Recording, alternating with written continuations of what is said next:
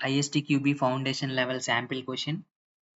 ఇది వచ్చేసి problematic type question అనమాట. సో ఇది మనకి థింక్ చేసి మనం ఆన్సర్ చేయాలి.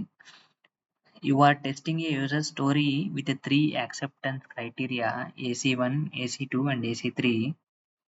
AC1 is covered by test case TC1, AC2 is by TC2 and AC3 by TC3. The test case execution history had 3 test runs on 3 consecutive versions of the software as follows.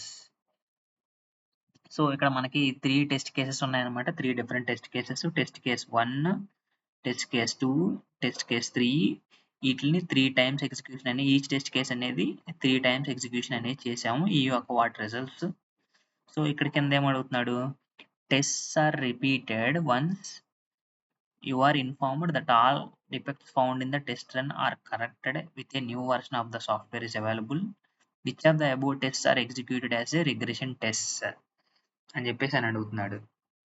ఇక్కడ మనకి ఏం చెప్తున్నాడంటే, ఒకవేళ కనుక మనకి test ఒక defect అనేది ఇప్పుడు అంతకుముందు ఐడెంటిఫై ఉంది. ఐడెంటిఫై అయిన తర్వాత ఆ డిఫెక్ట్ ఫిక్స్ అయిపోతే దాన్ని మనం ఆ డిఫెక్ట్ ఇప్పుడు ఒక డిఫెక్ట్ ఫైండ్ అవుట్ చేసాం. ఆ డిఫెక్ట్ ఫిక్స్ అయిందా లేదా అని చెప్పేది మనకి రీటెస్టింగ్ అనమాట. రీటెస్టింగ్ కానీ కన్ఫర్మేషన్ టెస్ట్ కానీ అని చెప్పేసి అంటారనమాట. ఆ కన్ఫర్మేషన్ టెస్టింగ్ తర్వాత రిగ్రెషన్ టెస్టింగ్ కూడా చేస్తాం. సో అప్పుడు మనకి ఇక్కడ క్వశ్చన్ ఏంటి, which of the above test are executed as regression test అని చెప్పేసి అని అడుగుతున్నాడు. సో పైన ఇచ్చిన వాటిల్లో రిగ్రెషన్ టెస్ట్స్ ఏవి అని చెప్పేసి అని అడుగుతాడు అనమాట. మనకి మెయిన్ డెఫినేషన్ గుర్తుపెట్టుకోవాల్సింది రీటెస్టింగ్కి రిగ్రెషన్ టెస్టింగ్కి. రీటెస్టింగ్ అంటే ఫర్ సపోజ్ ఇప్పుడు మనం ఏదన్నా ఒక డిఫెక్ట్ ఫైండ్ అవుట్ చేసాం ఒక బిల్డ్లో, ఒక సాఫ్ట్వేర్లో. తర్వాత అది నెక్స్ట్ బిల్డ్లో వచ్చేసి మనకి ఆ డిఫెక్ట్ అనేది ఫిక్స్ చేశారు. ఆ డిఫెక్ట్ నిజంగానే ఫిక్స్ అయిందా లేదా అని చెప్పేసి రీటెస్టింగ్ చేస్తాం. అది ఫిక్స్ అయితే ఓకే, పాస్. అది ఫిక్స్ అవ్వకపోతే మళ్ళీ నెక్స్ట్ బిల్డ్లో టెస్ట్ చేస్తాం. సో అది మళ్ళీ రీటెస్టింగ్ అవుతుంది. అక్కడ పాస్ అయితే ఆ తర్వాత రిగ్రెషన్ టెస్ట్ చేస్తాం అనమాట. సో అదనమాట. సో ఇప్పుడు మనం క్వశ్చన్స్లోకి వెళ్దాం. ఇప్పుడు టెస్ట్ కేస్ 1 ఎగ్జిక్యూషన్ 1 ఏంటి, ఫెయిల్డ్.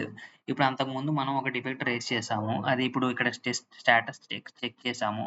కాబట్టి ఇది ఫెయిల్ అయింది. అంటే ఇక్కడ రీటెస్టింగ్ మనం చేస్తున్నాం. రీటెస్టింగ్ చేసి రీటెస్టింగ్లో ఆ డిఫెక్ట్ అనేది ఫెయిల్ అయింది.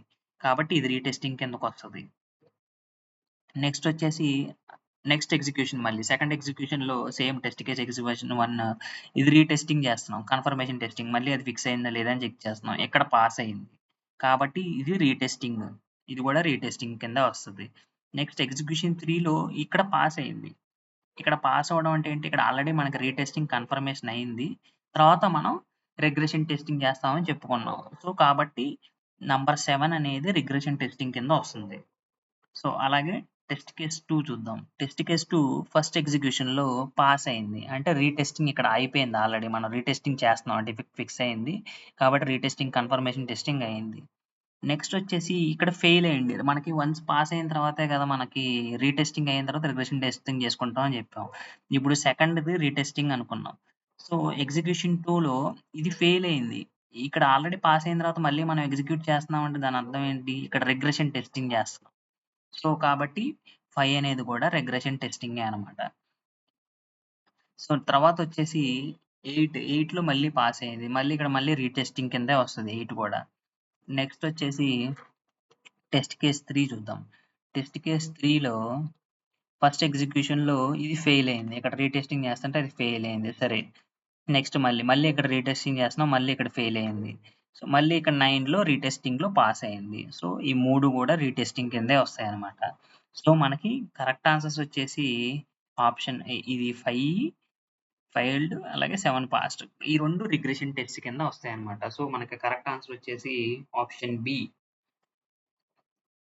ఇది మనం కరెక్ట్‌గా గుర్తుపెట్టుకోవాలన్నమాట. డెఫినిషన్ మనకు కరెక్ట్‌గా గనక ఐడియా ఉంటే దాదాపు మనం ఇది ఆన్సర్ చేసేయొచ్చనమాట. సో కొంచెం ట్రిక్కీలా ఉన్నట్టు అనిపిస్తుంది. కాకపోతే మనం కేర్‌ఫుల్‌గా చూస్తే మనకి ఆన్సర్ అయితే వస్తుందన్నమాట. సో అది.